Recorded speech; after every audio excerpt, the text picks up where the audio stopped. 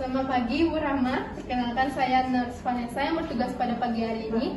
Bolehkah saya mengecek kondisi Ibu Rahma pada pagi hari ini? Di sini, perawat adalah pengirim pesan. Ia memulai komunikasi dengan maksud ingin mengetahui bagaimana kondisi pasien. Selamat pagi, Nurse. Boleh, Nurse? Pasien berperan sebagai penerima pesan yang memahami dan memberikan tanggapan.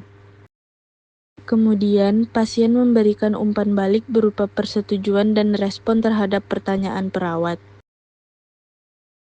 Pesan yang ingin disampaikan adalah ingin melakukan pemeriksaan atau pengecekan kondisi pada pasien.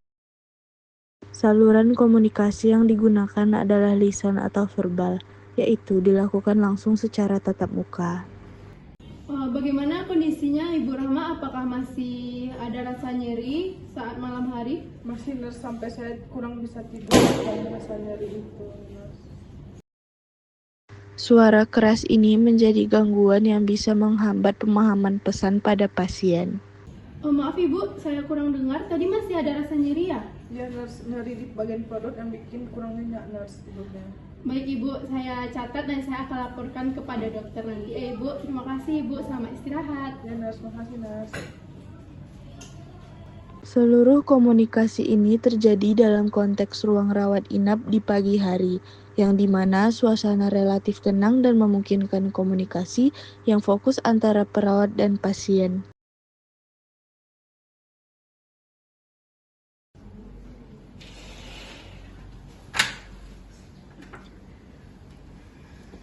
Jenis komunikasi pertama yang ditunjukkan adalah komunikasi nonverbal. Melalui sentuhan ringan dan ekspresi wajah yang lembut, perawat dapat menunjukkan empati dan perhatian yang dapat meningkatkan rasa nyaman dan kepercayaan pada pasien. Selamat pagi Ibu, bagaimana kondisi Ibu pada hari ini? Alhamdulillah baik Sus. Jenis komunikasi yang kedua adalah komunikasi verbal secara lisan, yang dimana perawat menyampaikan sapaan dan pertanyaan dengan kata-kata langsung untuk mengetahui kondisi pasien. Baik Ibu, hari ini saya akan memberikan brosur kepada Ibu tentang pembersihan luka. Nanti tolong Ibu pahami ya. Jenis komunikasi yang ketiga adalah komunikasi visual, yang dimana perawat menggunakan media gambar sebagai alat bantu visual untuk menjelaskan prosedur yang harus diikuti oleh pasien. Jika ada yang tidak paham dan ada yang ingin ditanyakan, tanyakan saja kepada saya nanti ya Bu. Baik Sus, terima kasih Sus. Baik Bu.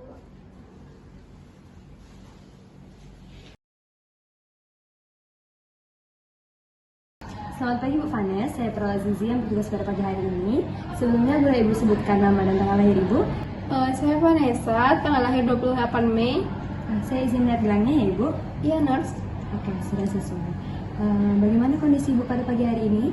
Alhamdulillah saya udah mulai membaik Nurse. Ini adalah bentuk komunikasi tatap muka, yang dimana perawat berbicara langsung kepada pasien untuk mengetahui kondisi kesehatannya. Catatan kondisi Ibu Vanes sudah saya tulis lengkap di buku catatan tertulis. Ini adalah bentuk komunikasi secara tertulis yang digunakan untuk dokumentasi medis nantinya. Selamat pagi Pak Dokter, saya Perawat Zizi. Saya ingin memberitahukan bagaimana kondisi terbaru mengenai Ibu Vanes. Ini adalah bentuk komunikasi secara elektronik yang memungkinkan perawat menyampaikan informasi penting secara cepat meskipun tidak berada di tempat yang sama. Nah, seperti ini ya Bu Vanes, ini merupakan cara perawatan luka supaya tidak terinfeksi. Nah, Ibu bisa mempelajarinya nanti jika sudah pulang ke rumahnya. Bentuk komunikasi visual yang menggunakan media gambar atau simbol untuk memperjelas instruksi. Dari adegan ini, kita dapat memahami bahwa dalam dunia keperawatan, komunikasi tidak hanya dilakukan secara lisan. Terdapat berbagai bentuk komunikasi, yaitu tatap muka, tertulis, elektronik, dan visual, yang semuanya saling mendukung demi keselamatan dan kenyamanan pasien. Bu, Bu, ini luka ini harus dibersihkan setiap hari menggunakan antiseptik supaya tidak infeksi. Tapi biasanya sus, di kampung saya kami membersihkan luka menggunakan daun herbal sus. Di sini terlihat adanya perbedaan pengetahuan. Perawat memiliki pemahaman berdasarkan ilmu keperawatan yang modern, sedangkan pasien memiliki kebiasaan yang berasal dari pengobatan tradisional. Hal ini menunjukkan faktor emosi, yang dimana rasa takut dan kebingungan yang bisa muncul saat pasien menerima informasi baru yang berbeda dari kebiasaan sebelumnya. Ketika pasien menyebutkan bahwa ia terbiasa menggunakan daun herbal, ini mencerminkan latar belakang budaya yang berbeda. Pasien membawa nilai-nilai lokal yang dipercayai sebagai bentuk perawatan yang benar menurut tempat asalnya. Iya Ibu, saya paham. Penggunaan daun herbal itu merupakan budaya yang baik, tapi kalau di sini itu menggunakan antiseptik supaya steril dan aman, Bu. Perawat tidak langsung menolak kebiasaan pasien, tapi mencoba menjelaskan dari sudut pandang medis. Ini menggambarkan faktor persepsi, yang dimana perawat berusaha membentuk pemahaman baru tanpa mengabaikan nilai-nilai yang dibawa pasien, yang kemudian komunikasi ini berjalan dengan empati dan edukasi. Aduh, berarti saya harus sering-sering belajar dong sus. Iya, kalau bisa Ibu nanti kalau ada yang mau ditanyakan, tanyakan saja kepada saya. Oke sus, makasih ya sus. Iya Bu. Kemudian pasien mulai menerima informasi baru dan menunjukkan keinginannya untuk belajar hal baru. Perawat menutup komunikasi dengan memberi ruang bertanya dan meyakinkan pasien bahwa ia boleh bertanya kapan saja kepada perawat. Ini adalah contoh peran dan tata tertib interaksi. Perawat berperan sebagai pemberi edukasi yang terbuka dan suportif, sementara pasien tetap dihargai dalam proses penerimaan informasi. Dari adegan ini, kita belajar bahwa komunikasi dalam keperawatan bukan hanya soal menyampaikan informasi, tapi juga memahami faktor-faktor yang bisa mempengaruhi proses komunikasi itu sendiri.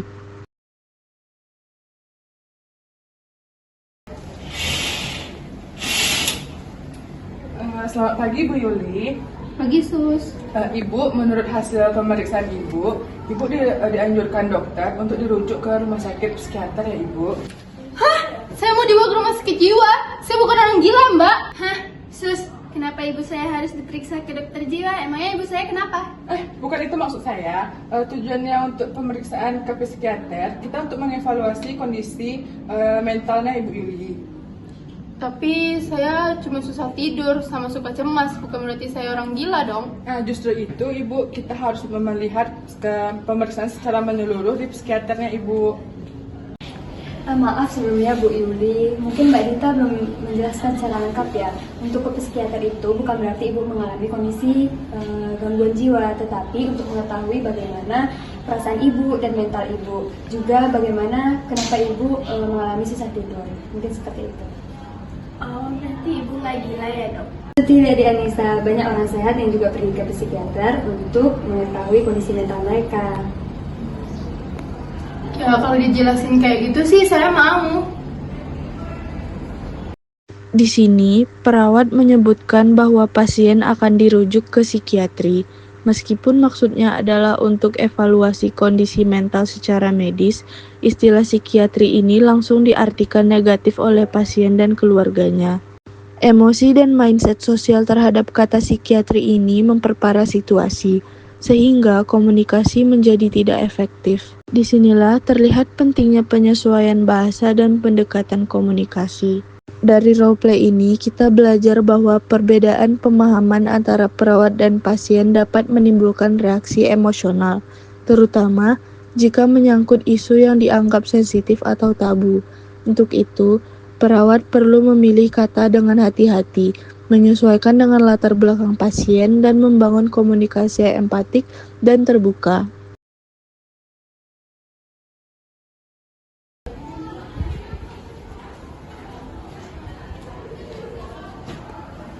Selamat pagi Bu, mau periksa apa hari ini? Apa mbak? Kepala saya pusing dan pundak saya kerasa berat. Iya Bu, tapi harus daftar dulu. Apakah Ibu membawa KTP atau kartu obat? Saya nggak mau beli kartu bu. Seorang pasien lansia datang ke puskesmas seorang diri. Ia tampak bingung dan tidak membawa alat bantu dengar. Petugas pendaftaran mencoba berkomunikasi seperti biasa, namun tidak menyadari bahwa pasien tersebut kesulitan mendengar. Susinta, tolong bantu ibu ini deh, soalnya ibunya kurang jelas untuk mendengar sepertinya. Baik ibu, bisa ikut saya ke ruang tensi? Hah, apa? Saya mau kasih pensiunan? Enggak ibu, kita periksa tensi ibu di ruangan dulu ya. Oh, cek tensi. Ibu. Melihat kesulitan ini, petugas memanggil perawat untuk membantu. Namun lagi-lagi komunikasi verbal biasa tidak langsung berhasil. Pasien salah mengira. Hal ini menunjukkan bahwa pemilihan kata dan kejelasan suara itu sangat penting, terutama pada saat menangani pasien dengan gangguan pendengaran. Gimana sus? Dok, tensi ibu ini tinggi yaitu 160/100. Ibu, karena tekanan darah ibu tinggi, saya akan berikan obat penurun darah. Nanti ibu minumnya setiap pagi ya.